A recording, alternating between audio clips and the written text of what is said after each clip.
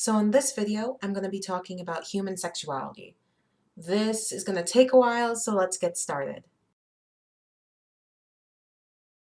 Sexuality and the words to describe sexuality have had a long and winding history. Sigmund Freud was one of the first people to suggest that homosexuality, instead of being a moral failing, was in fact a sexuality. In his 3 essays on the theory of sexuality, Freud argued that all humans are born bisexual and then develop into being heterosexual or homosexual later on in life. Freud also believed that humans are born with unfocused sexual libidinal drives, which basically means that humans want sex, and he thought that homosexuality was just a way to get this sex outside of the social norm. That isn't to say that Sigmund Freud was any form of an LGBT ally. He still thought that homosexuality could be cured, and that it was every single way inferior to heterosexuality. Freud actually thought that homosexuality was some form of an arrested development, where people had failed to mature into complete adults because they failed to experience attraction to the opposite gender. But regardless of the offensive and sometimes just plain irrational nature of a lot of Freud's work, he did open the door for doing study on human sexuality that didn't rely upon morality. Another well-known sexuality researcher was Alfred Kinsey, who developed the Kinsey scale of sexuality. The Kinsey scale has proved to be an extremely useful and revolutionary tool. For one, the Kinsey scale was one of the first studies to recognize the fluidity of sexuality and attraction. Instead of making 3 categories, being straight, gay, or bi, the Kinsey scale allows for varying levels of attraction and provides for more of a dialogue about sexuality, and bisexuality in particular. Another researcher known for talking about sexuality is Reuben Gale, who talked about the politics of sexuality. Gale discussed the existence of a social hierarchy of sexuality, and the way that this hierarchy impacts both straight and non-straight individuals. This research, along with a lot of hard work put in by activists like Brenda Howard, Craig Rodwell, Bayard Rustin, and Martha Shelley, has led to the more positive atmosphere surrounding sexuality and the greater knowledge about sexuality that we have today. Unfortunately, due to the push for abstinence-only programs from the Nixon presidency onward, a lot of people aren't educated about sexuality either through their schools or other educational programs. So in this video, we're going to talk about sexualities. We're certainly not going to get to all of them, and the way I describe these sexualities might not be the way that everyone of that sexuality experiences attraction. But developing a base of this knowledge is the first step in developing a more nuanced understanding of sexuality and the people that use those sexuality labels. So first up is gay, recognized by the classic rainbow flag. Someone who is gay is someone who is attracted to a member of their same sex, whether they are man, woman, or otherwise. You might also hear people who are not exclusively attracted to people of their own sex, like someone who is bisexual, for example, call themselves gay. This is largely due to the way that the word gay has become a kind of rallying point for non-straight people. It's gay marriage, gay rights, the gay community, so a lot of people refer to themselves as gay. Someone who is a lesbian is a gay individual who is a woman or identifies as feminine and is attracted to other women or feminine people.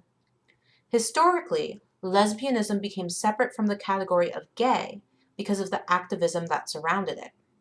Lesbian activism focused exclusively on women, and with the activism of women like Phyllis Lyon, Del Martin, and Ruth Simpson, this became a rallying point for a lot of non-straight women. Someone who is bisexual or bi is someone who's attracted to 2 or more genders. There's a lot of confusion surrounding bisexuality. There's the idea that you have to be equally attracted to men and women, the idea that bisexuality only includes men and women, and the idea that bisexual people are somehow more promiscuous. In reality, bisexual people are as varied and nuanced as anyone else. Their sexual attraction might split 50-50 between 2 genders, or it might split 30-70. Their 2 genders that they're attracted to might be men and women, but it also might be women and non-binary individuals. And bisexual people are certainly not more promiscuous or more likely to cheat than their friends, family members, or other acquaintances. In addition to bisexual, there's also polysexual, which means attraction to 3 or more genders. Polysexual is generally used when someone wants to specify that they are attracted to more than 2 genders, but not all genders. Attraction to all genders, or attraction independent of gender, is referred to as pansexuality. Both polysexual and pansexual are sometimes thought of as subsections of bisexuality, but both are sexualities and identifiers in their own rights. The word scoliosexual refers to someone who is attracted to non-binary individuals, or people who fall outside the binary of men and women. Scoliosexual does not describe an attraction to a specific genitalia or birth assignment, and is meant to be an inclusive term. There's also asexuality, someone who doesn't experience sexual attraction. There are many layers to asexuality, including sex-repulsed asexuals, sex-neutral asexuals, and sex-positive asexuals. A sex-repulsed asexual is someone who, in addition to not experiencing sexual attraction, is also repulsed by sex itself. A sex-neutral asexual is someone who does not feel one way or the other about sex, but still does not experience sexual attraction. And a sex-positive asexual is someone who feels positively about sex and enjoys sex, despite not feeling sexual attraction. In addition to asexuality, there's also gray asexuality, or gray A, which describes someone who experiences sexual attraction but rarely or irregularly. It can also describe someone who experiences sexual attraction but has a low sex drive, or someone who experiences some parts of sexuality but not others. There's also demisexual, which describes someone who only experiences sexual attraction once an emotional connection has been established, or once they experience romantic attraction towards an individual. This is where the differentiation between romantic attraction and sexual attraction begin to become important.